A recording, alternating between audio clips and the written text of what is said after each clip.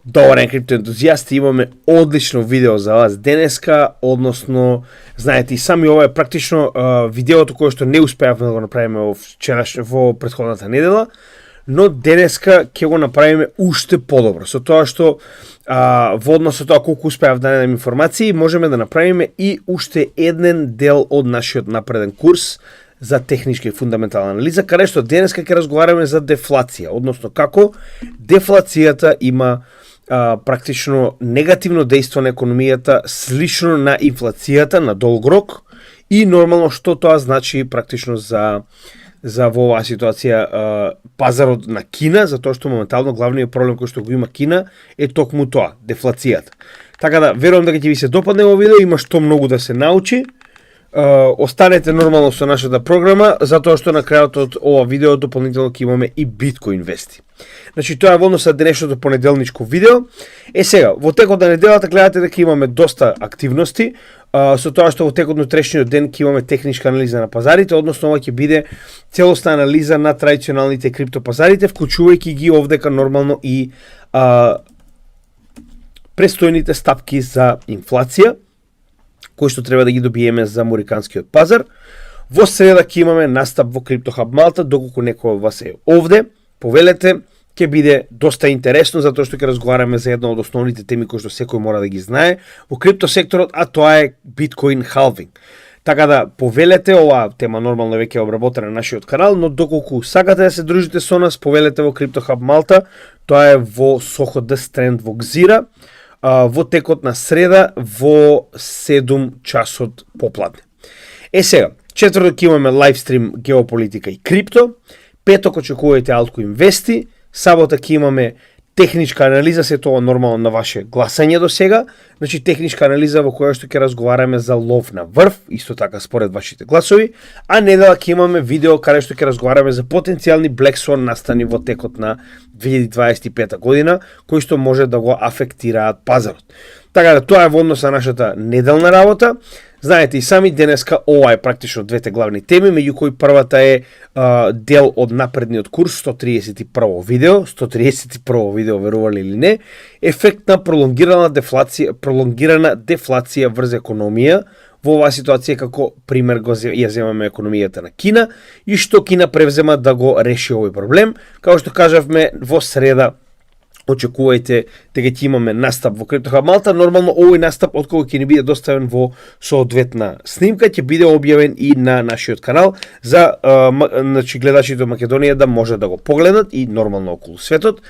Дополнително очекувајте дека во втората половина од овој месец ќе имаме доста интересни активности, меѓу кои првата ќе биде 8 часовен лайвстрим, техничка анализа на алткоини, се што ќе ни побарате, се ќе изанализираме, со тоа што почетокот на ова 8 часовен лайвстрим, нормално како и претходниот, ќе биде час до 2 потенцијално анализа на пазарите моментално, за потоа да продолжиме со алткоин техничка анализа.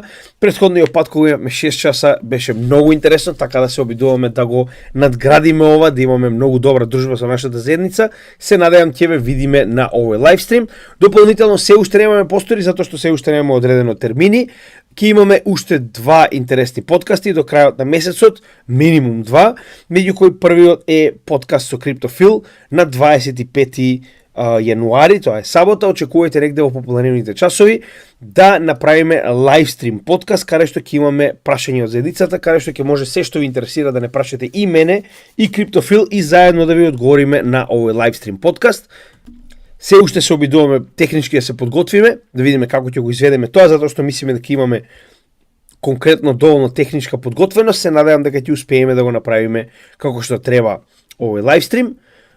Дополнително, исто така со Никола Давидковски очекуваме до крајот на месецов да снимиме подкаст. Знаете, тоа е еден од нашите најдобри гости до сега, каде што најчесто разговараме за генерално криптовести, нормално портфолио и највеќе од се геополитика, затоа што дечкото се разбира во геополитика, нема муавет, така да ќе биде интересно да се слушне втор глас на нашиот канал, затоа и го поканивме на огромно нормално барање од заедницата. Би требало да направиме и со него подкаст наскоро, чекаме да ни каже кога ќе има термин. Дополнително, овдека е нормално и нашиот следен голем настан во Македонија, а тоа е овој офлайн митинг, предавање во Велес. Ова е така речено подготовка за понатамошната крипто конференција која што ја планираме негде во април-мај, за која што и јас и Криптофил се договараме, значи на некој начин подготовките се почнати, со тоа што нашето гостување во Велес ќе биде на 9 февруари. Значи ќе имам неколку ангажмани во Македонија, затоа и се враќам од 7 до 14. На 9 февруари очекувајте не во пијано бар во Велес. Наскоро ќе имате соодветен настан направено, ќе имате соодветни инструкции како потенцијално стигнете до овој настан, со тоа што нормално се е покриено од наша страна. Ова е бесплатен настан на кој што може да дојдете, да се дружите со нас и нормално да го проследите ова наше предавање, каде што ќе разговараме како со криптото долгорочна финансиска независност. Нешто што верувам дека секој македонец, па и секој човек во светот, но највеќе секој македонец треба да го засега. Така да ова ќе биде нешто интересно, 5 часот попладне, 9 февруари, со тоа што после моето предавање ќе имаме околу 1 час потенцијално и прашање од заедницата, доколку има, и ќе продолжиме со бенд кој што исто така е покрен на наша страна. Значи, направено е на некој начин да направиме еден интересен митап, да се сретнеме, да поразговараме, нормално да споделиме малку знаење и на некој начин да се дружиме, затоа што ретко кога се враќам дома, така да тоа ќе мора да го смениме наскоро. Но нели, чекор по чекор се движиме во таа насока, со тоа што повторно, значи како успеваме се тоа да го покриеме преку нашата Patreon заедница. Тоа е една, да речем, финансиска помош од заедницата која што го следи нашиот канал и која што сака да продолжиме да работиме на уште повисоко ниво во однос на квалитет и квантитет на материја, со тоа што сите овие членови кои што моментално се дел од нашата Patreon заедница ни помагаат да можеме да го дигнеме квалитетот и работата на нашиот канал на уште повисоко ниво. Со тоа што овдека нормално дополнително мораме да напоменеме дека луѓето кои што се дел нашата Patreon заедница ги добиваат овие видеа порано. Односно, исто видео кое што вие го гледате денес во 6 часот попладне, веќе во 11 часот утрото беше достапно на нашата Patreon заедница. Значи, тоа е една од привилегиите кои што ги даваме на нашата Patreon заедница, да ги погледне овие видеа порано. Дополнително ги имаме овие чатови на кои што значи многу активност имаме од страна на нашите членови, може да видите и сами. Значи, секоја од овие групи има огромна активност. Идејата е да собереме на едно место значи група на инвеститори професионални кои што помагаат едни на други во едукација, во информирање. Значи, едноставно моќта на заедницата е буквално на следно ниво. Никој не може да го направи сам тоа што може заедницата да го направи заедно. Така да уште еднаш ќе напоменам, идејата е да направиме професионална заедница која што ќе може да си помага еден на друг и гледаме дека овие чатови се буквално пример за тоа како моментално го прави нашата заедница. Така да приклучете се, има доста што да се научи. Нормално овде ќе имате и директни пораки до мене, кои што јас ги одговарам еднаш дневно, така да во текот на денот, иако имаме повеќе од 300 членови, јас наоѓам време да одговорам на сите ваши пораки, кои што се упатени директно до мене. Овде го имаме и нормално каналот за Криптофил. Тоа е уште еден наш другарски, па би рекол братски канал, каде што Криптофил ги споделува сите негови видеа за yield farming. Значи, овдека можете дополнително добиете информации од негова страна како професионалец, заедно со нашиот канал 1 на 1, тоа е за луѓе кои што сакаат да имаат сесија со мене 1 на 1, и дополнително еднаш месечно организираме лайвстрим во кој што на Microsoft Teams ги покануваме сите наши во оваа ситуација Patreon членови и разговараме едни со други нормално во однос на потенцијални проблеми, прашања кои што ги имаат до мене или до други членови од заедницата. Значи, на вистина заедницата активно помага во практично одговарање на сите овие прашања еден на друг. И имаме многу интересни вести во однос на нашата криптогемиџија кооперација. Буквално сме здив пред пуштање на првите 2 артикли во продажба, со тоа што наскоро ќе добиете се, значи нели во текот на денешниот или утрешниот ден ќе имате повеќе информации на криптогемиџија кооперација. Би ви препорачал да ја заследите нашата страна. Значи, го правиме последниот така речено дизајн на продукт карта. Значи, тоа ќе биде продукт карти со кои што практично ќе имате се од големина до така речено процедура како може да нарачате. Значи, се ќе биде ставено на таа карта, која што наскоро ќе објавиме нормално на нашата гемиџија кооперација.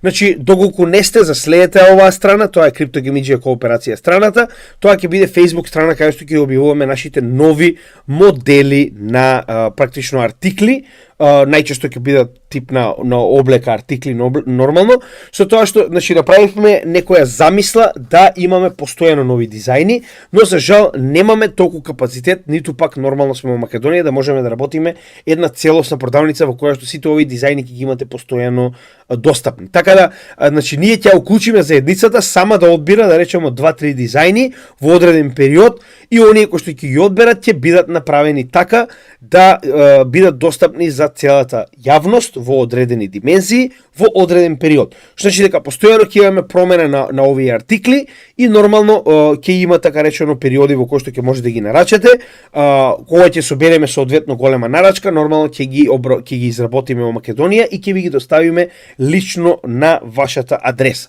Така да затоа овде ќе имате копче send an email. Идејата ќе биде дека во една продукт карта ќе имате буквално сите информации кои што ви се потребни, од тоа каде може да уплатите, ќе биде во крипто нормално за да биде полесно и за вас и за нас, до каде може да ни ги пратите вашите информации практично на нашиот имейл, тоа е посебен имейл за CryptoGameggia кооперација, со тоа нели каков тип на артикли во која големина сакате и нормално ваша адреса, а ние ќе се погрижиме ова во интересен CryptoGameggia пакет да стигне до вашиот дом. Така да понатамо ќе имаме уште поинтересни, да речам, артикли и некои комбинации, но сега очекувате дека буквално денес или утре најкасно ќе имате практично шанса да влезете во пресейл, каде што ќе има и соодветен попуст нормално за некои што сакаат да влезат малку порано да си нарачаат од овие артикли, така да наскоро ќе го добиете ова на ова CryptoGameggia кооперација, за следете ја со цел да на некој начин ги добиете новите дизајни кои што ги планираме од сега па натаму. Со тоа што дополнително линкови до двете, да речам, страни, тоа е Patreon заедницата како и CryptoGameggia кооперација, може да најдете во дескрипција на било кое видео. Значи ова е линкот до Patreon заедницата, а ова е линкот до нашата Facebook страна за CryptoGameggia кооперација. Со тоа што ако не сте го погледнале вчерашното видео, би ви препорачал да го погледнете. Во детали разговараме за тоа како моментално напредува нашата лична гемиџиска DCA стратегија. Верувам дека ќе ви се допадне затоа што сето оно што ние го знаеме е преточено во оваа стратегија и моментално ја користиме за да профитираме од овој bull маркет. Сега работи перфектно. Се надеваме дека така ќе биде и крајот на овој bull маркет во текот на 2025 година. Така да ако не сте го погледнале, би ви препорачал оваа стратешки DCA Gameggia видео да го погледнете. Тоа беше вчерашното специјално неделно видео. Сега, ќе продолжиме понатаму нормално со главната тема за која што сме денес, а тоа е нормално што се случува во Кина. Сега, прво за да објасниме што е дефлација и нормално зошто толку ја погодува економијата во Кина, мораме да објасниме зошто економијата на Кина е толку многу битна во глобалната сфера. Значи, прво да погледнеме колку е само голема економијата на Кина во споредба со светот. Овој чарт што го гледате моментално ви покажува колку е реално големината на економијата на Кина. Односно, на овој чарт имаме споредба помеѓу напредокот на кинеската економија на годишно ниво од 2000 година, и тоа напредокот во проценти, зборуваме ова е, нели, напредокот во бруто домашниот производ кој што го развива на годишно ниво, или самата економија колку расте практично, во однос на светот, каде што можеме да видиме дека целиот свет не може да се рамни со економијата на Кина. Со тоа што гледаме дека во поголемиот дел од 2000-тите години па до денес, напредокот на Кина бил практично дупло од напредокот на целиот свет заедно. Значи, ова ви кажува оприлика колку е само голема економијата на Кина и колку истата продолжува да расте. Значи, ова е раст на GDP или бруто домашен производ на Кина процентуално на годишно ниво. Со тоа што дополнително, еве како изгледа моментално, значи, вклучително од целиот свет во 10 години наназад. Развојот на економијата процентуално, кога би го земале целиот свет моментално, гледаме дека Кина е во последните 10 години 30%, значи толку е незиниот дел од развојот на севкупната глобална економија. За разлика од тоа, американскиот е само 9.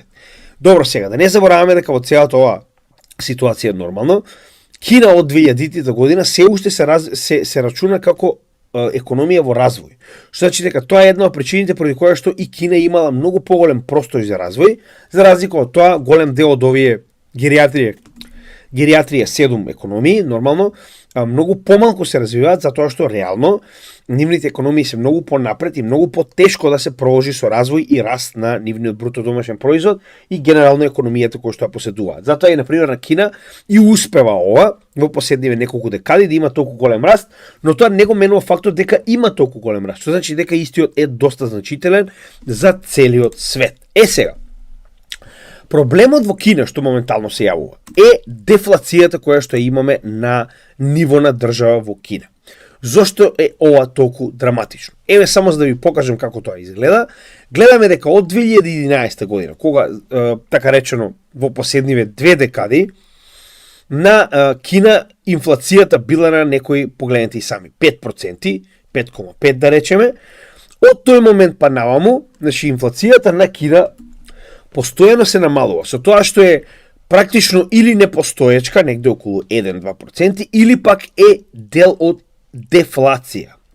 Значи сега ќе го покажеме тоа, со тоа што значи еве како изгледа моментално, прво дефлацијата, потоа ќе разговараме каква е ситуацијата во Кина. Значи дефлација представува намалување на цените на услугите и добрата во една економија. Со тоа што практично самиот принцип на намалување на цената е дефлација, а додека кога станува збор на долг рок, ова е многу штетно, сега ќе објасним и зошто, затоа што погледнете. Значи во една економија, вели, дефлацијата е генерално намалување на цените на добрите услугата во една економија во значаен период. Се разбираме, значи не зборуваме за да речам еден месец, туку зборуваме за години и години намалување на цените на добрата и услугите во практично една економија. Значи практично цената на средствата кои што се користат за меѓусебна размена, во оваа ситуација за парите, расте. Значи парите сами по себе во ваква економија имаат се поголема и поголема вредност. Нормално секој од вас би рекол па добро ако расте вредноста на парата и цените се намалуваат, тоа што е супер, така. Да, генерално е добро, но не на долг рок. И сега ќе објасниме зошто и ќе објасниме зошто кинеската економија страда од оваа ситуација. Погледнете. Значи, во 2 наврати од 2020 година наваму, наспроти другите земји кои што има енормна инфлација, која што е резултат од така речено вжештеноста на економијата, каде што нормално самата конкуренција предизвикува цените практично да проложат во оваа ситуација да растат, значи самата активност на економијата предизвикува цените и понатаму да растат затоа што имаме продажба, така затоа што имаме постојано активност, луѓето купуваат и автоматски цените и понатаму продолжуваат да растат. Овде ќе имаме обратна ситуација, каде што погледнете. Имаме периоди во кои што значи наместо да има инфлација, во Кина имало дефлација. Што значи дека наместо да се зголемуваат цените и да се намалува вредноста на парите, ние сме имале периоди во кои што се намалувале цените, а се зголемувала вредноста на парата во оваа ситуација во Кина, тоа е јуан. Така. Сега, со тоа што гледаме дека овој период некогаш траел и по половина до 1 година. Така. Сега да погледнеме како е ова проблем. Значи, и самиот Ши Жинпин вика, добро, што е, вика, тука проблемов каде зошто е толку лоша дефлација, па дефлацијата не е лоша, да, но е лоша за економијата. Не е лоша за секојдневните луѓе, е лоша за економијата, која што подосна се одразува и на секојдневните луѓе. Да погледнеме како изгледа тоа во генерално во глобален аспект на една економија. Значи, проблемот што е?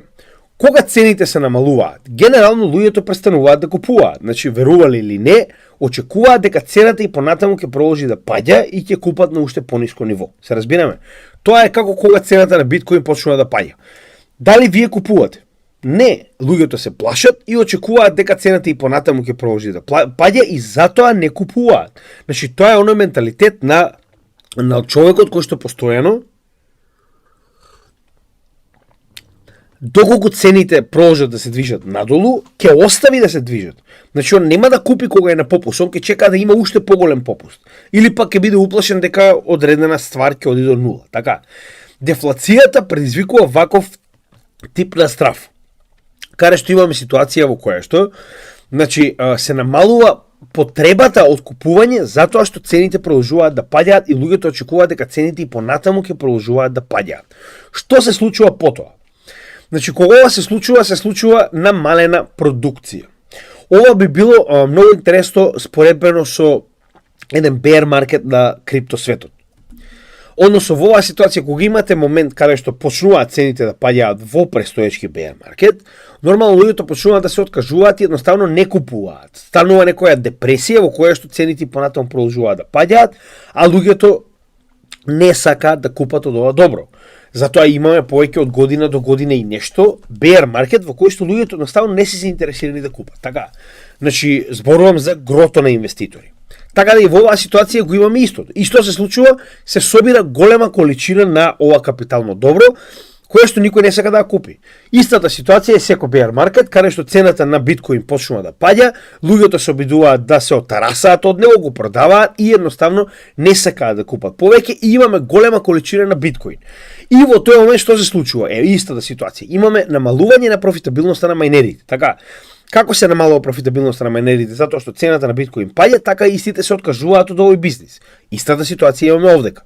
Значи, што имаме следно? Откако ќе се намали продукцијата, затоа што нема интерес, луѓето не купуваат, автоматски, значи, компанијата која што произведува, без разлика дали се мајнери или пак е било каков тип на компанија, продолжува со тоа што ќе ги намали платите или пак ќе намали работоспособно рака, затоа што не им се потребни во моментов толку работници. Така, нема продукција, не се продава, што значи дека они ќе намалат број на вработени и ќе намалат потенцијално плати на вработените или пак часови работни. Автоматски што се случува следно? Значи, зошто ние велиме дека ако имаме некаков тип на долг во инфлација, овој долг ќе се инфлейтира, се разбираме, што значи дека вие со тоа што се намалува вредноста на парата, ја намалувате и вредноста на овој долг, така? Затоа што имаме продукција и сега, значи знаете како? Овој дел овдека, за да го разбереме, increased debt burden, треба да земе за пример една компанија. Доколку една компанија поземи да речеме $10,000, така? И овие $10,000 ги користи за да направи некаков погон да зголеми производство, така. Ако имаме активна економија, како што е тоа економијата на Запад моментално, каде што има инфлација, значи колку повеќе цените растат, колку повеќе економијата работи, има многу поголема шанса да ги врати овие пари, затоа што прво самата економска активност на економијата и на компанијата и носи повеќе профит и она очекува од тој профит да ги врати овие средства кои што ги позајмила. Така, за разлика од тоа, во обратна економија, каде што имаме дефлација, каде што вредноста на парата расте, но не и на продуктите, обратно се случува, продуктите продолжуваат да бидат се поевтини, автоматски доаѓаме во ситуација во која што многу е потешко за оваа компанија да го врати својот кредит. Затоа што имаме ситуација во која што се повеќе и повеќе опаѓа производството, затоа што имаме се помала и помала побарувачка на пазарот, автоматски овој кредит многу потешко ќе го врати. А во исто време имате ситуација во која што цените паѓаат, а вредноста на парите расте. Автоматски многу потешко продаваат овие компании, а вредноста на продуктот и понатаму се намалува.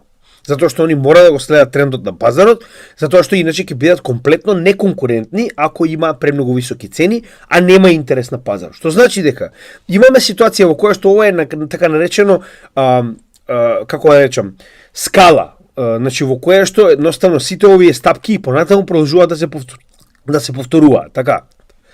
Значи, со тоа што гледаме како целото тоа и понатаму продолжува да се врти во круг. Значи, крајот на целата оваа приказна е што? Намалување на цените. Како се намалуваат цените? Се намалува побарувачката за овие ствари. Како се намалува побарувачката? Се намалува и продукцијата на овие ствари. Со тоа се намалува нормално продукциониот, да речем, капацитет, самите фабрики или што и да е овој капацитет отпушта луѓе, намалува плати, има многу поголеми потешкоти да ги плати своите обврски кон местата од каде што позајмил своите доверители нормално и на крајот нормално се намалуваат цените затоа што повторно мора да биде конкурентен, а мора да го следи трендот на пазарот каде што сите ги намалуваат своите цени за да успеат да го пласираат својот продукт. автоматски имаме магичен круг во кој што тоа постојано се зголемува, така. Значи истата ситуација, еве го и овдека можеме да го видиме директно од самиот бизнис. Помалку бизнис се зголемува невработеноста. Се зголемува невработеноста не само значи бизнисите, туку и секојдневните луѓе имаат проблем со враќање на своите долгови. Враќање на своите долгови ако не се оствари, тогаш и ентитетите кои што треба да ги земат овие пари назад, тоа се доверителите, во оваа ситуација најчесто станува збор за lending and borrowing ентитети како банки и финансиски институции, автоматски и они се во криза. Така, значи дека имаме еден магичен круг во кој што дефлацијата прави на некој начин самата економија да биде флегматична. Така, значи нема интерес, нема купување, тоа предизвикува невработеност, тоа предизвикува и самите луѓе да немаат пари за да можат да купат затоа што е невработеност.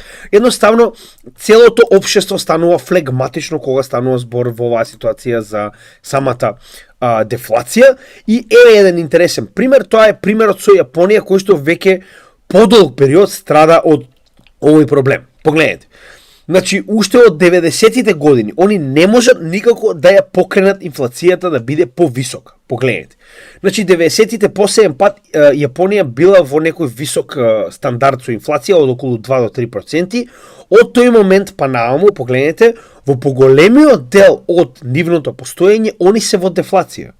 Да, значи имаме ситуација во која што во нивната територија вредноста на парите расте, додека за разлика од тоа надвор не е баш истата ситуација, а за жал економската, да речем, активност на земјата и понатаму се намалува. И се намалува, и се намалува, со тоа што погледнете, имаме екстензивни периоди, како на пример, од 1999 година па до 2005 година они биле во дефлација. Каде што, значи, го имаме овој магичен круг на флегматично економско општество кое што не е заинтересирано за купување, барем не во Јапонија, се разбираме. Значи се многу позаинтересирани за купување надвор од Јапонија. И затоа овој екстензивен период кој што го гледаме од 1990 година па до 2020 година, гледаме дека најголем купувач на американски долг е што? Јапонија заедно со нивните приватни инвеститори. Зошто?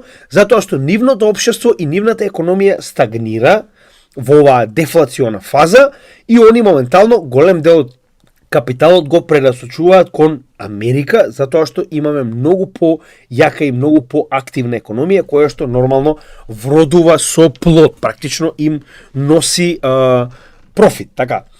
Сега, значи што се направи Јапонија за да ја крене својата економска активност и инфлација нормално, затоа што економската активност на една земја носи до тоа инфлацијата да порасне. Колку е поголема економската активност, колку повеќе имаме купување и продавање, толку повеќе цените растат, толку повеќе предизвикуваме инфлација.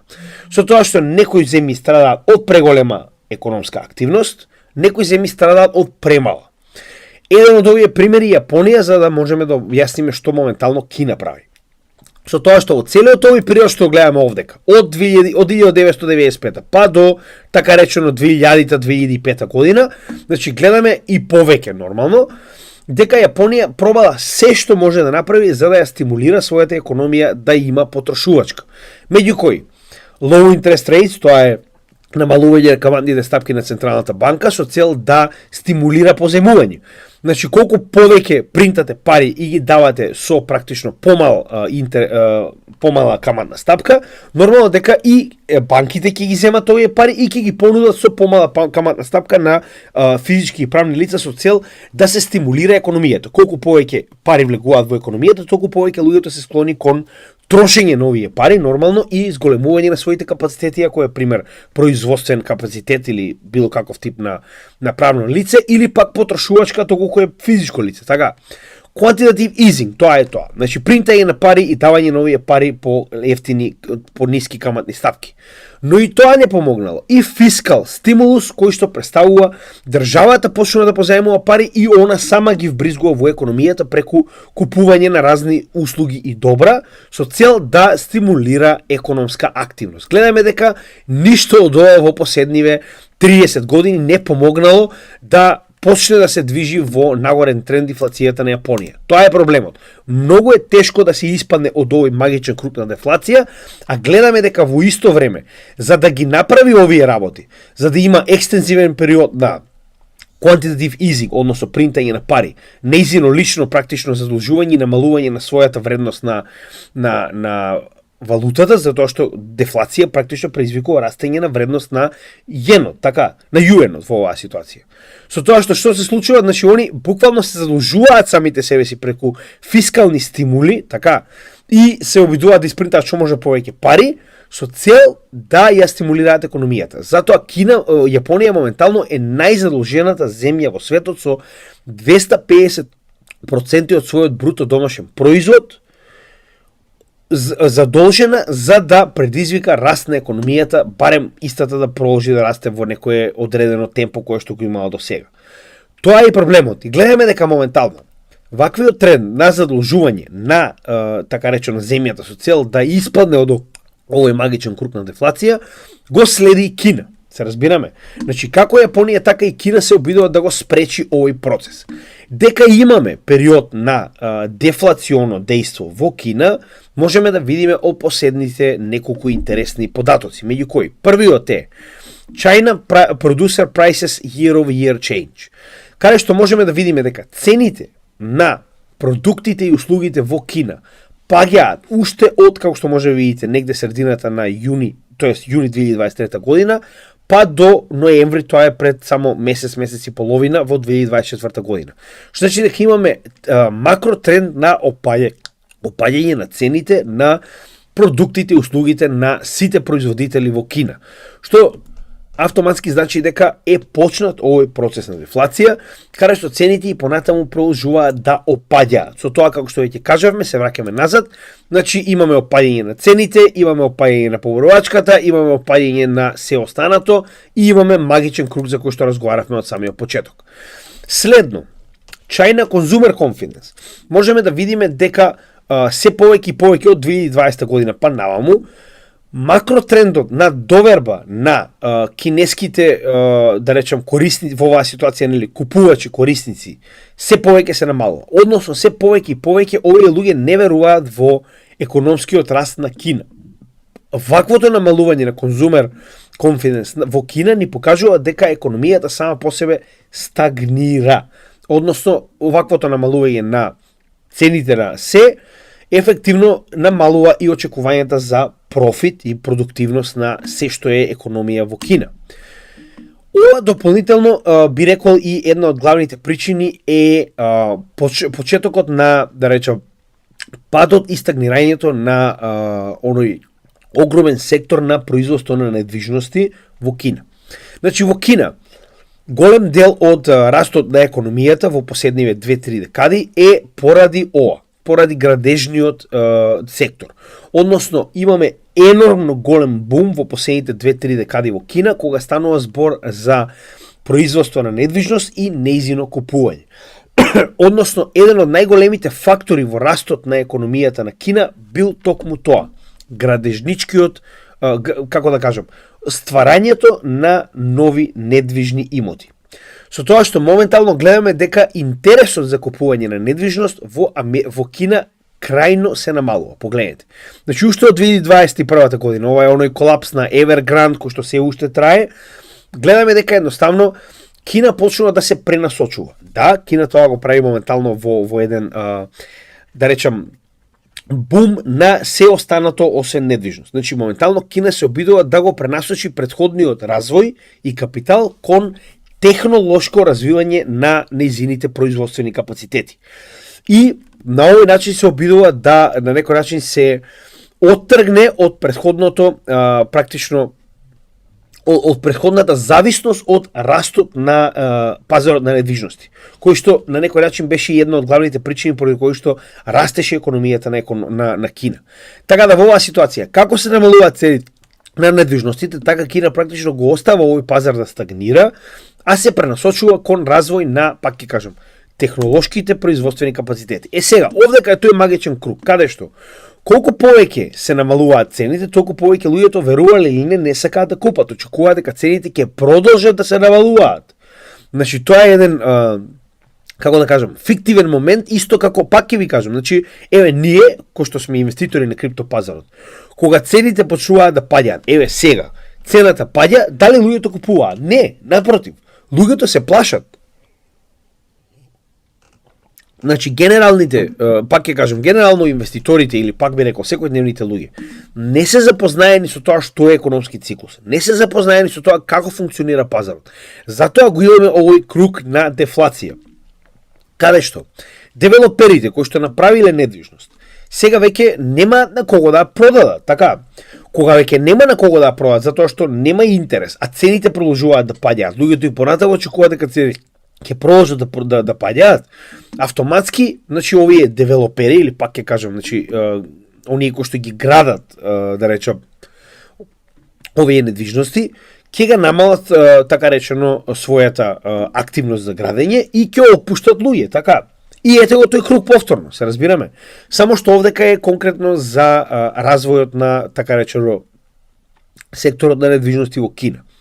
Што значи дека во оваа ситуација ние имаме крајно на некој начин алармантна ситуација во која што нас ни е позитивно, верували или не, значи за нас ова крајно позитивно, затоа што дефлацијата ќе ја предизвика Кина да направи чекори кои што инаку не би ги направила. А тоа е самоубиство за седа, се разбираме. Тоа што моментално го прави Америка со преголемо задолжување заради нејзиниот огромен долг, ќе натера Кина поради дефлација и намалување на активноста на економијата да го следи истиот пример. Верували или не?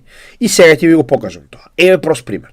Уште еден показател кој што ни покажува дека значи кој што ни покажува дека ефективно и Кина се наоѓа во истиот овој момент како што тоа се наоѓа и практично Јапонија е, погледнете, 10 годишната значи кинеска обврзница. Што ни покажува тоа? Значи, вредноста посебно на долгорочните обврзници на една земја расте кога пазарот има доверба дека оваа економија ќе биде успешна на долг рок. Односно, колку повеќе се намалува вредноста на 10, 20, 30 годишните обврзници на една земја, толку повеќе, значи, довербата во долгорочен раст на оваа земја опаѓа. Што значи дека овдека инвеститорите ни покажуваат дека во последните 10 години, така, значи гледаме дека ова е така речено најниско и тоа длабоко најниска вредност на 10 годишната обврзница на Кина наспроти претходниот период. Што значи дека генерално инвеститорите во светот, не само во Кина, ни покажуваат дека со тоа што се многу помалку склони да купат кинески долг на долг рок, очекуваат дека економијата во Кина нема да има таков раст како што тоа било во претходните декади. Значи очекуваат дека истата ќе има можеби и стагнација, не само дека нема да има раст, така. Значи тоа е на некој начин последниот од овие пак би рекол моменти кои што ни покажуваат дека Кина се наоѓа во ова сценарио на потенцијален дефлационен пат, така. Сега, што Кина предизвикува за да, така речено, го запре овој процес на дефлација и да го промени, така речено, во инфлационо дејство, во активност на економијата и така натаму. Ако се сеќавате тоа што го видовме кај Јапонија. Ако се сеќавате Јапонија, рековме дека прави намалување на каматните стапки на Централната банка, принтање на пари со цел да ја намали вредноста на парата и на тој начин да стимулира трошење на овие пари и со тоа да се подигне економијата, и фискал стимулус, односно користи пари од државата кои што најчесто се задолжување со цел да практично ја стимулира економијата. И да видиме дали сега тоа го се случува во Кина. И ќе видиме зашто е ова толку битно.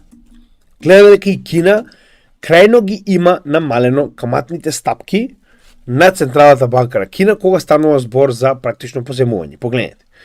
Значи, од така речено низиното, сега не знам зашто нема од пред 2014 година, кога биле 5,7, сега се 3,1. И постојано овој тренд опаѓа, што значи дека самата Централна банка на Кина се обидува да ја стимулира економијата преку што? Преку намалување на каматните стапки со кои што позајмува капитал, односно ново испринтани јуени. Така, сега, вика Кина, најавува 1,4 трилиони долари пакет во наредните 5 години со кои што ќе практично го исплати долгот на владите во своите провинции. Зошто е ова така? Затоа што еве во тоа што ние го покажавме, значи моментално се врти во круг.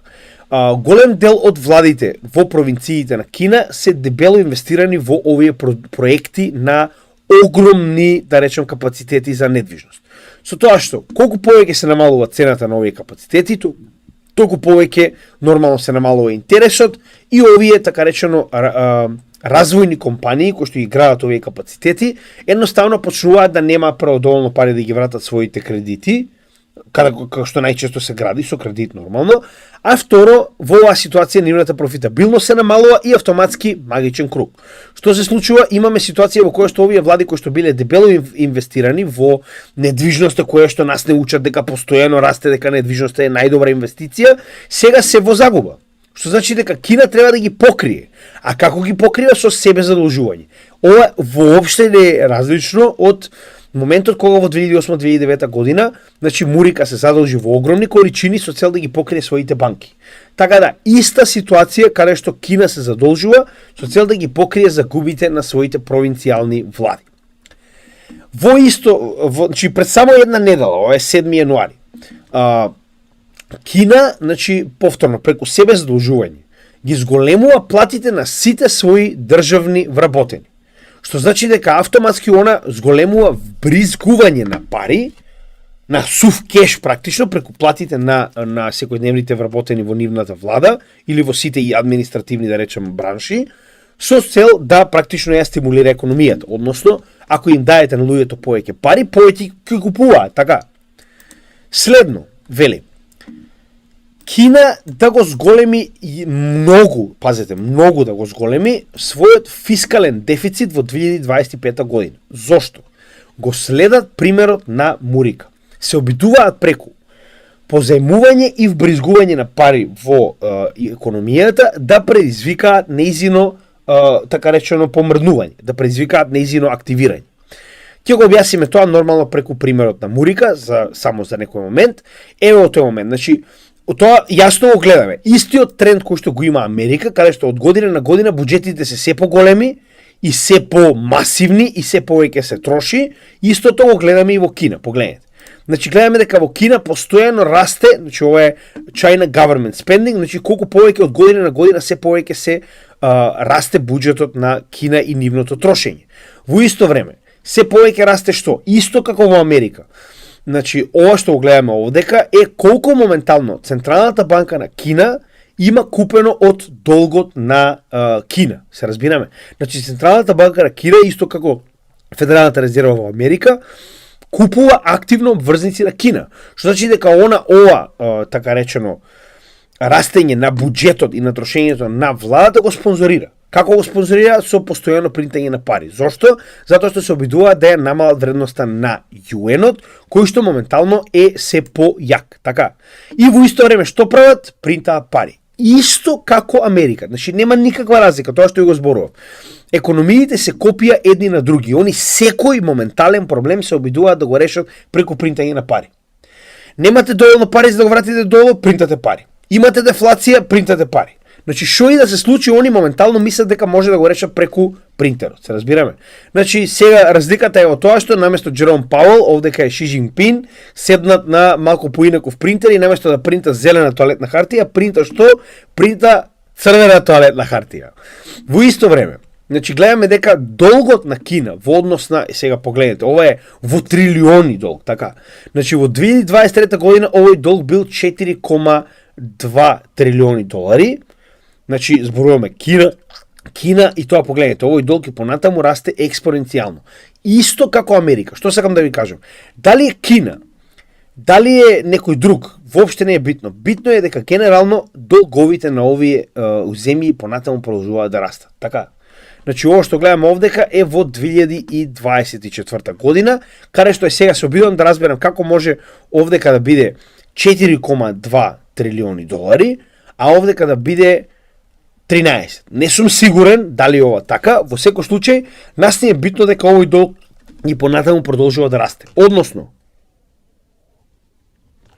игра принтерот, се разбираме. Значи, они истата ситуација ја прават со цел да го решат овој проблем на дефлација, затоа што во спротивно, значи еве го тој момент, погледнете. Исто како што Америка постојано го зголемува нормално во оваа ситуација својот adjusted spending, односно колку троши на годишно ниво, што гледаме дека е истата ситуација со Кина.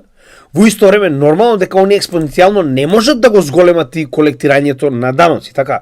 Значи едноставно не можете вие да собирате даноци колку вас ви одговараат. Морате да се држите до правилата кои што сте ги поставиле во економијата. Автоматски постојано расте ова, погледнете, овој геп помеѓу колку сте потрошиле, а колку сте собрале од даноци. Што значи тоа? Тоа значи дека државата мора да продолжи да се задолжува. Ваквото задолжување најчесто го финансира кој? Го финансира Централната банка, преку што? Преку quantitative easing и преку принтање на пари. Така, и намалени каматни стапки. Гледаме дека истиот тренд на Америка го следи во чекор, што значи дека нема голема разлика воопште. Еве го истото, така. Значи еве го money supply на Америка, еве го money supply на Кина. Така. Овдека можеме да видиме, значи, како што кажавме, се поголемо трошење на пари, истото го видовме веќе и во кинеската економија. Што значи дека автоматски во истерксе, без разлика, источна, западна економија се движат во ист правец. Со тоа што, погледнете сега овдека.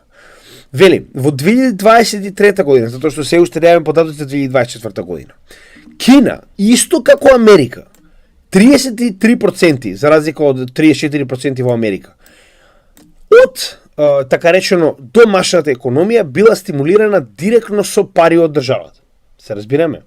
Значи, слично на Америка, со 1% разлика, голем дел од буџетот, голем дел од парите кои што се потрошени во Кина, одат каде? Во самата економија на Кина, со цел и понатаму да продолжи истата да расте. Зошто е тоа така?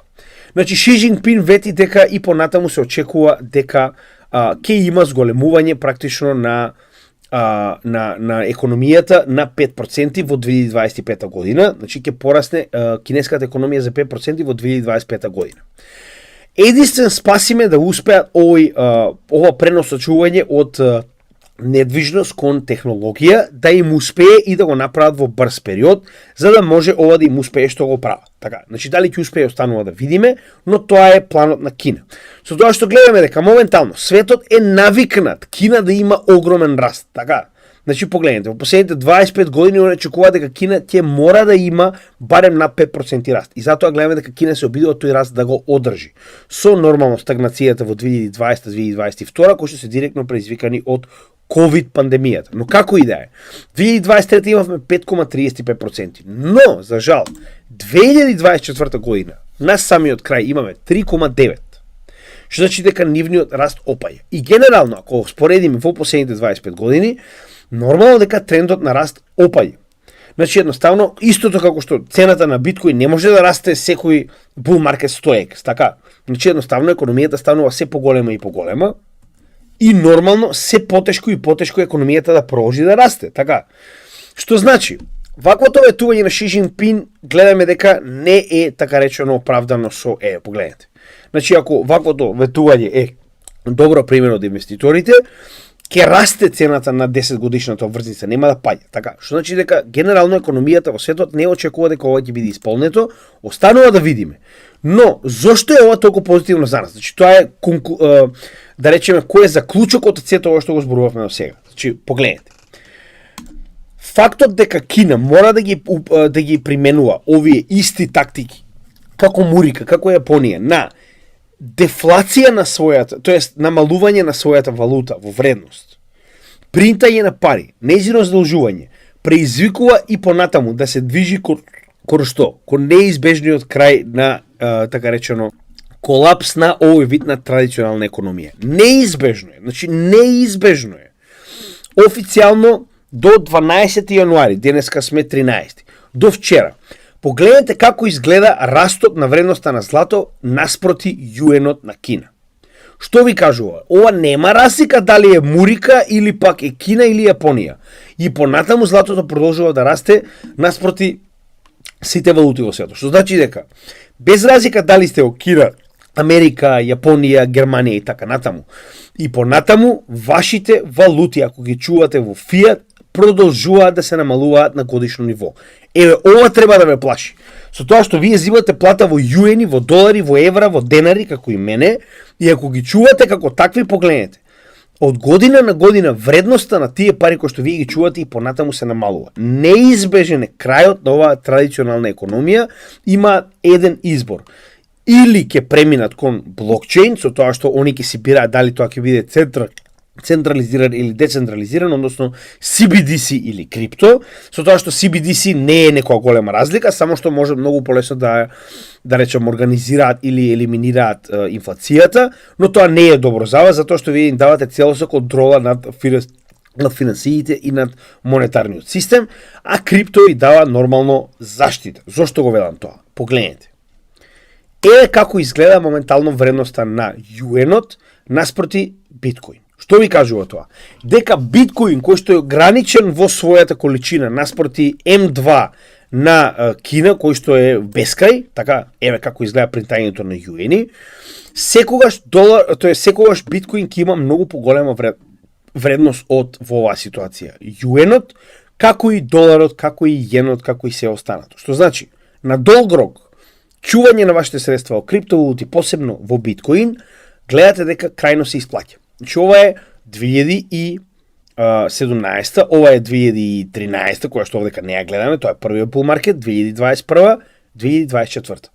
Ви кажуваат дека чувањето на вашиот капитал во крипто е секогаш попаметна идеја од чувањето на вашиот капитал во овие економии кои што гледаме дека полека пропаѓаат. Дали е поради инфлација, дали е поради дефлација.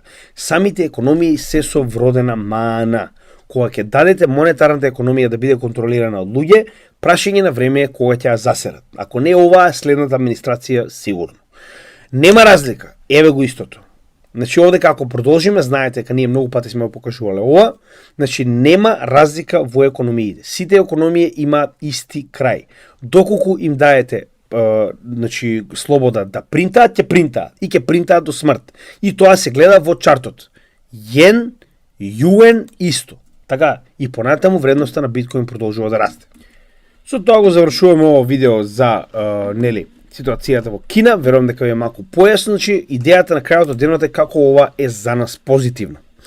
И верувам дека нормално ова е на некој начин школа сите оние кои што веруваат дека е паметно да се инвестира во некоја економија. Економиите генерално се, како што кажавме, со маана. Сега, пред да продолжиме понатаму, јас би сакал само да споделам некои интересни две видеа кои што ги најдов, кои што на некој начин ја потврдуваат онаа работа која што ние зборуваме веќе година дена наназад. Како што рековме, значи гемиџијата зборува година дена наназад дека следната трка нема да биде за оружје, тука ќе биде за технологија, а тоа е во оваа ситуација блокчейн технологијата. Зошто?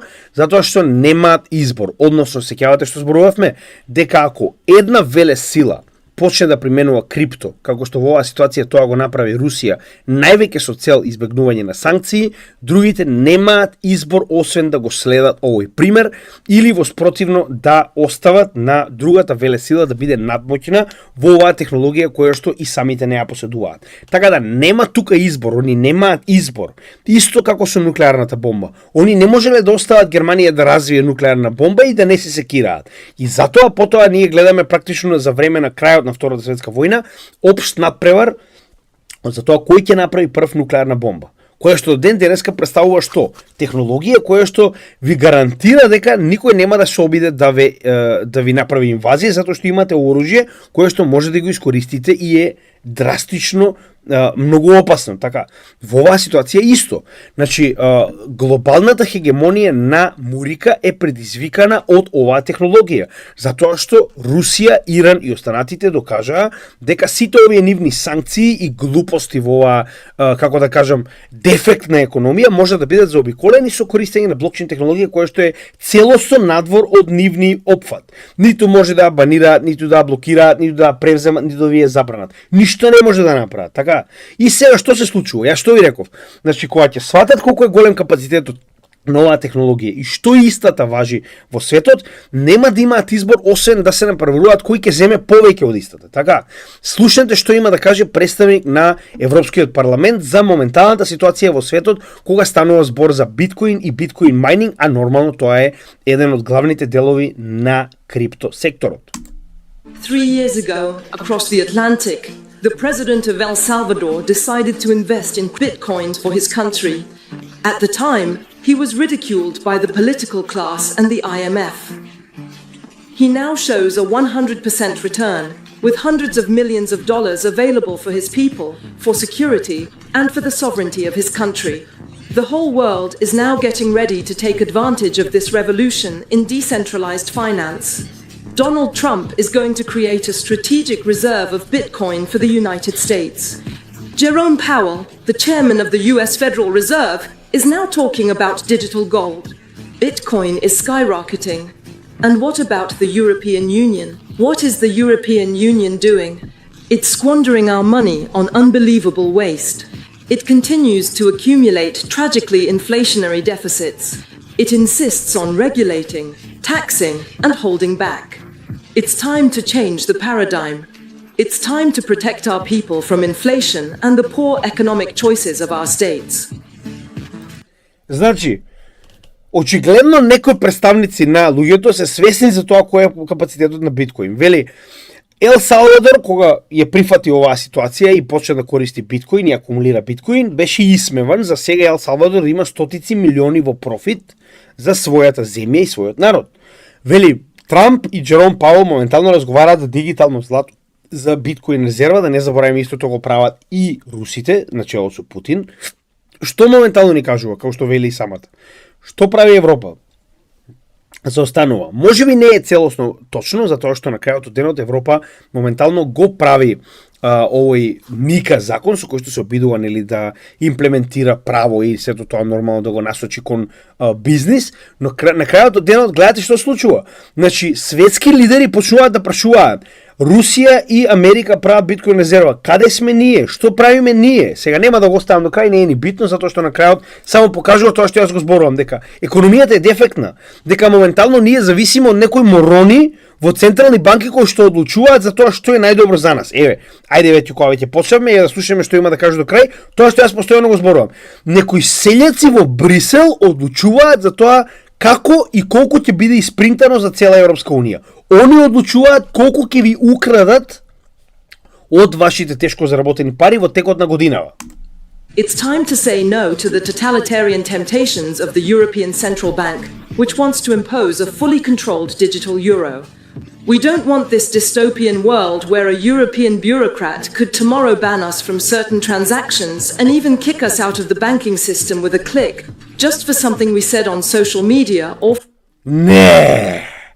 А што зборуваше гимиджијата? Вика, не сакаме, вика, некаков си бюрократ, вика, се извинувам, бриселски селјак со едно копче да може да не исклучи, вика, од банкарскиот сектор или да ни ги забрани средствата кои што они ги поседуваат, а нас да ги позајмуваат да ги користиме, само затоа што сме напишале нешто како што не им се допаѓа нив на социјалните медиуми. Така, значи, погледнете каде се тоа оди. Тоа што јас ви го зборувам. Не CBDC, крипто.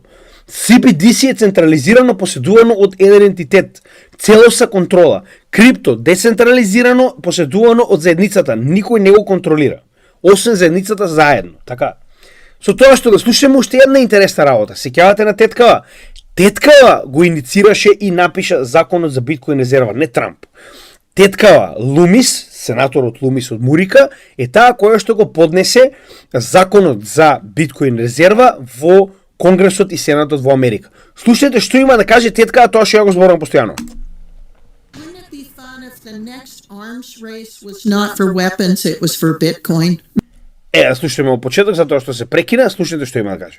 Be fun if the next arms race was not for weapons, it was for Bitcoin. Wouldn't it be fun if the US is buying Bitcoin and it scares China and Russia so they start buying Bitcoin, and we have an arms race over Bitcoin instead of... Шо? Не! Гледате што ви зборувам. Значи, живи се, не се познаам со Тетка, не сме правили мојот, ништо и неам кажано. Шо вика? Значи, не може да дозволи една веле сила да поседува нешто што другата го поседува. Доколку станува збор за технологија, доколку станува збор за оружје. Не може да си дозволи, вика, тоа што моментално Америка купува биткоин, ќе ги уплаши Русија и Кина да мораат да почнат да купуваат биткоин, за да не дозволат Америка да има преголема количина од нешто што потенцијално може да биде така речено целосна промена на финансискиот систем во светот. Така да пак ќе ви напоменам. Значи ова не е ништо ново, ова постојано се случува. Дали е тоа например кој ќе е прв во вселената? Дали е например за нуклеарна бомба, за ласери, за медицински лекови, за медицинско оружје, зборуваме нели на глобална сфера. Значи нема бегање, мора да биде тоа. Се разбираме, нема каде да оди. Немаат избор освен да се напреварува затоа што другата страна ќе ги престигне.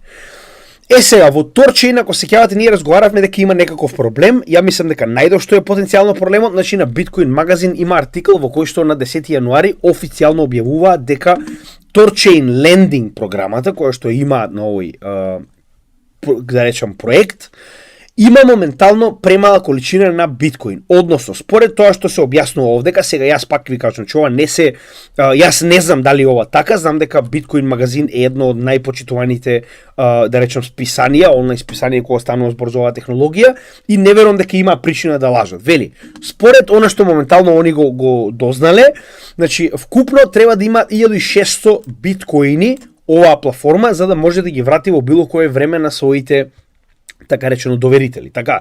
Но имаат само 592.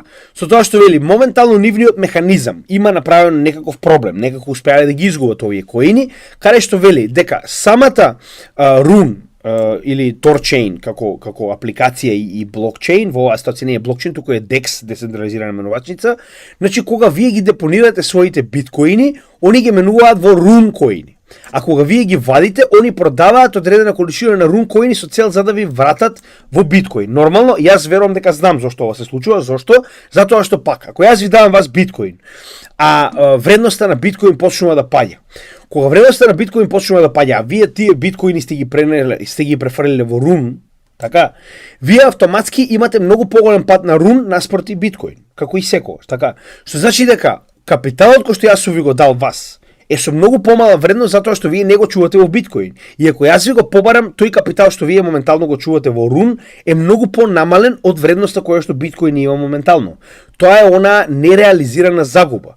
И ако јас си го побарам својот биткоин назад, вие автоматски сте во загуба, затоа што вие морате да продадете уште повеќе Rune токени, кои што не се ваши, туку ги продавате од некој друг кој што депонирал, со цел да ми вратите одредена количина на биткоин која што јас сум ја депонирал. И затоа верувам дека овдека настанал проблем кој што го на некој начин објавуваат на Биткоин магазин со овој артикл. Дали ова така не знам, но ова е нешто што треба сите оние кои што инвестираат во Torchain да си го проверат. Значи ве предупредувам, во овие работи ова е многу страшно и треба да си го проверите. Тоа е тоа што едноставно некои проекти, како и некои банки, како и некои држави и така натаму, нели, компании, прават вакви манипулации кои што потоа и коштаат многу, затоа што они очекуваат обратно. Кога биткоин ќе трне нагоре, Rune да има многу поголем раст и на тој начин да бидат во профит, и кога ќе треба да вратат овој биткоин да имаат разлика која што профит за нив, така. Значи истата ситуација со фрактално банкарство, значи нема голема разлика, со тоа што овдека за жал има и негативен ефект затоа што трнало надоле, а не нагоре. Тоа е проблемот. Така да бидете внимателни, проверете си го ова како потаток. Следната вест ни доаѓа од Мурика, односно се поголема адаптација на биткоин во Мурика на државно ниво. Погледнете. Моментално Нью Хемпшир и Норт Дакота се последните US држави кои што предлагаат лична биткоин резерва, зборуваме на нивните земји. Се разбираме, затоа што и понатаму Мурика има 50 и неколку земји членки, тоа се држави кои што се во склоп на овој сојуз, така. И секоја за себе може да одлучува што ќе прави во однос на овој дел, значи дали ќе легализира крипто, дали ќе легализира, не знам, марихуана, што и да е, сето тоа сами одлучуваат. Со тоа што овдека гледаме дека ова е веќе 7-ма држава, Норт Дакота, која што одлучува да направи биткоин резерва, со тоа што дополнително.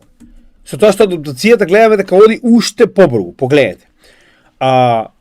13 земји, не 7, 13 земји се спремаат да го направат биткоин да биде стратешка резерва на самата земја, значи зборуваме нели членка на Обединетите американски држави, каде што секој од нив дел од, да речем, буџетот или она што го штеди или, да речем, фондовите кои што ги има пензиски и така натаму, ќе ги чува во биткоин, заради неговата постојано раст во вредност, така.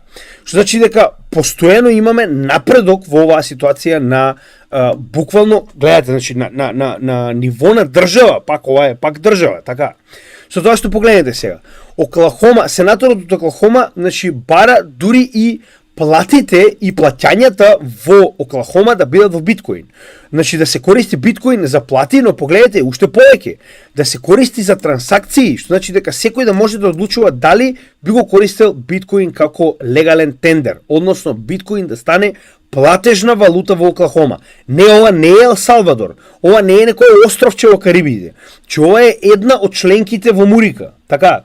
Што значи дека автоматски ова ќе предизвика каскаден систем кај сите останати да го направат истото што моментално Оклахома го прави, затоа што прво е многу лесно да се направи преку Lightning мрежата, а второ гледаме дека моментално ја заштитува вашата капитална вредност. Што значи дека автоматски ова е само прашање на време кога ќе стане тренд, кој што гледаме дека го следат прво членките на Мурика, а потоа верувам и сите останати. Погледнете уште еден интересен тренд кој што се повеќе се забрзува. Вели, моментално 65%, верувале или не, повеќе инвеститори на биткоин има во Мурика отколку надвор од Мурика. Погледнете.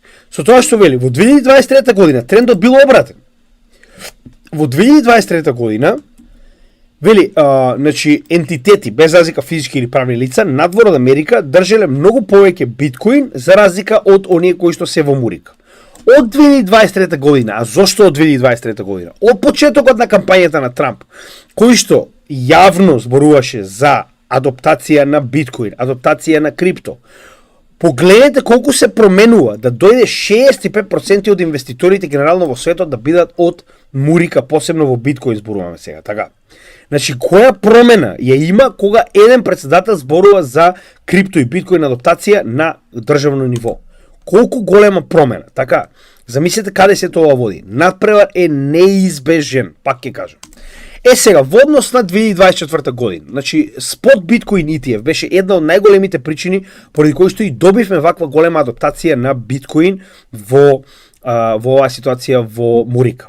Значи, да не забораваме дека искрши секакви рекорди, направи се што никој не очекуваше дека ќе го направи. Со тоа што, значи, еве како изгледа моментално последувањето на биткоин од страна на MicroStrategy. Пример кој што го следат безброј моментално компании ни светот, затоа што гледаат која е профитабилноста да држите биткоин кој што понатаму предизвикува вашиот капитал да расте. На страна од тоа што вие потенцијално може би правите профит. Така, значи MicroStrategy дефинитивно ја смени играта конкретно кога станува збор за нели генерално инвестирање во крипто и биткоин, со тоа што како прилика изгледаат резултатите. Значи 1 милион биткоини се веќе акумулирани од страна на ETFs. Моментално ETFs имаат повеќе биткоин од нели оној легендарен новчаник на Сатоши кој што никој досега не го нашол. Значи автоматски се повеќе се зголемува акумулацијата на биткоин. Што тоа значи? 1 милион биткоини е оприлика 5% од вкупната количина на биткоин во постоење. Автоматски ви имате ситуација во која што се повеќе институциите влегуваат. За една година успеа да купат 5% од вкупната количина на биткоин во светот. За една година. Тоа ви кажува каде овој тренд ќе се движи понатаму. Така, значи дека имаме огромен интерес. Значи, ако продолжи понатаму има еден куп други работи кои што постојано сме ги зборувале, нема да навргуваме премногу, но само сакам да кажам погледнете, значи на годишно ниво, погледнете колку inflows наспроти outflows имало, за оние кои што зборуваат дека продадоа, па да брат, и продаваат, нормално многу од луѓето земаат профит, но погледни колку купувале наспроти тоа колку продавале биткоин, така. Со тоа што на некој начин како прилика овие две слики сумираат се што треба да знаете за успехот на биткоин спот ETF. Како изгледал приходот, односно приливот на пари во златниот спот ETF во 2004 година, кога истиот за прв пат влегува во економијата. Како изгледа приливот на средства во биткоин спот ETF-ите, и тоа ова е само за IBIT, да не забораваме. Значи ова не се сите заедно. сите заедно се многу повеќе. Само IBIT има над 20 милиарди долари во текот на 2024 година. Значи погледнете која е разликата на прилив на средства во биткоин наспроти злато, а ова е првата година од постоењето на вакви exchange traded фондови. Ако ова не ви кажува, значи моментално биткоин има највеќе од најдобрата година на злато во само првата година. Така, не веруваме дека трендот можеби понатаму нема да оди со исто темпо, но пак ќе кажам, ако не знаете што да очекувате од економијата, прашајте и тие кои што се најдолго во неа, кои што има најдобри резултати. Кои се тоа? Нормално, најголемите хедж фондови како што се BlackRock, Fidelity и така натаму. Меѓу кои BlackRock од 2004 година, од почетокот на ETF на злато, до сега има акумулирано 33,2 милиарди долари вредно злато. А во првата година од биткоин има акумулирано 57,8 милиарди долари вреден биткоин. Ако ова не ви кажува за капацитетот на биткоин, ништо нема да ви каже. Најголемата хедж, значи озборуваме за Assets Under Management корпорација, повеќе од 10 трилиони долари под свој менеджмент. Ако ова не ви каже колку вреди биткоин, ништо нема да ви каже. Значи за една година 57,8 милиарди, за 20 години 33,2 милиарди. Тоа е се што треба да знаете за тоа колку верува моментално практично BlackRock во оваа ситуација во биткоин, и гледаме дека и понатаму биткоин се движи со дури побрзо темпо на адаптација од интернетот во однос на тоа колку луѓе инвестираат и знаат за него. Со тоа што гледаме дека буквално се движи тет-а-тет, рамо до рамо со адаптацијата на интернет на долг рок, каде што буквално незиното постоење од 90-тите години па наваму, значи гледаме дека постојано расте во така речено исто темпо со интернетот. Што значи дека можеме да очекуваме уште подрастично растење на оваа сфера. Тоа што јас постојано го зборувам. Значи ние се наоѓаме на апсолутниот почеток. Интересен артикл најдов за Гренланд и неговото потенцијално припојување на Мурика. Гледаме дека се повеќе и повеќе се зборува за тоа дека ќе се случи, со тоа што и така речено, сега не знам дали е председател или е некој гувернер или што и да е на Гренланд, моментално се сретнал со Трамп за потенцијално да разговара што понатаму со неговиот така речено, нели, би рекол полуостров, остров, како сакате, во однос на тоа дали потенцијално ќе се приклучи на Мурика. Значи ова се случува, ова не е само разговор, ова ефективно се случува. Во нашето последно видео, последен лайвстрим за геополитика, објасниме зошто е Гренланд толку битен за Мурика, односно колку стратешка позиција има за Северниот пол и колку природни ресурси има кои што Мурика сака да ги дограби. Во исто време, интересен артикл кој што вели дека самата ладна клима која што ќе служи како природен, така речено, разладувач на овие потенцијални майнинг компании кои што би отишле таму, дополнително огромниот потенцијал на природни гасови, нафта, сето тоа на некој начин дозволува да може да се користи оваа огромна територија за биткоин майнинг. И со оглед на фактот дека најголемиот дел од биткоин майнингот се наоѓа во Америка, со тоа што се исклучиво најголема количина во Тексас, затоа што беа многу по, да речем, значи многу по настроени за соработка, значи ефективно размислуваат за потенцијално да се пренесат овие капацитети за производство во Гренланд, каде што, како што кажав, првенствено помага фактот дека е ладно, а знаете дека овие мајнери предизвикуваат огромна количина на топлина, а во исто време има огромна количина на природни ресурси кои што може да се користат како алтернативни, нормално, средства за производување електрична енергија која што е потребна за биткоин майнинг. Така да, ова е една од позитивните ствари кои што гледам дека мајнерите се спремаат да искористат. И во исто време, само за крај, сакам да спомнам една многу интересна работа. Значи, во последно време, кај Чичко Трамп, се повеќе и повеќе битни фаци од криптопазарот доаѓаат. 3 јануари, Майкл Сейлор бил личен гостин, не по прв пат, по втор пат, во Маралаго резиденцијата на Чичко Трамп. Со неговиот син, бла бла бла, нема да реагуваме натаму, не е битно. Битно го посетил Трамп. Трамп наместо да се обкложува себе си со воени, да речам, советници, истиот се обкружува со што? Со бизнис. Тоа е тоа што ми се допаѓа кај него. Дечкото е тука за бизнис. Овие дечки ги знаете? Овие дечки се ова е Chief Legal Officer, CLO, и нормално еден од основачите на Ripple. Сликал пред само неколку дена во Мар-а-Лаго со Чичко Трамп. Сигурно се дојдени на кафе и разговараат за ситуацијата во Конго. Мислам, 100% за тоа разговараат кога се отидени овдека. Пак, значи, знам дека многу од вас зборуваат за XRP дека е, нели, банкарски коин и така натаму, не е битно. Дечки, следете ги парите, гледајте што се случува. Овие луѓе не се дојдени тука за џабе. XRP ќе биде голем ентитет во светот. Нема тука дали ние сакаме или не. Дали ви се допаѓа или не, вас не е битно. Следете ги парите. Овдека сме да направиме пари. Не сме овдека да гледаме утакмици. Ова не се фудбалски клубови. Значи, ова се проекти кои што може да ни донесат пари. Затоа инвестираме во нив. Тоа е единствената работа, се разбираме. Со тоа што нормално правиме соодветна фундаментална и техничка анализа, да видиме дали проектите сами по себе имаат вредност. И затоа инвестираме во нив. И пак, следете ги парите. Ова не е случајно. Овие луѓе не одат овдека на баци рака за џабе. Ripple не плаќа $5 милиони за инаугурацијата на Трамп на 20 јануари за џабе, вклучувајќи ги овдека Coinbase 1 милион, Kraken 1 милион, Ondo Finance 1 милион. Ondo, кој што е исто така дел од нашето портфолио. Следете ги парите.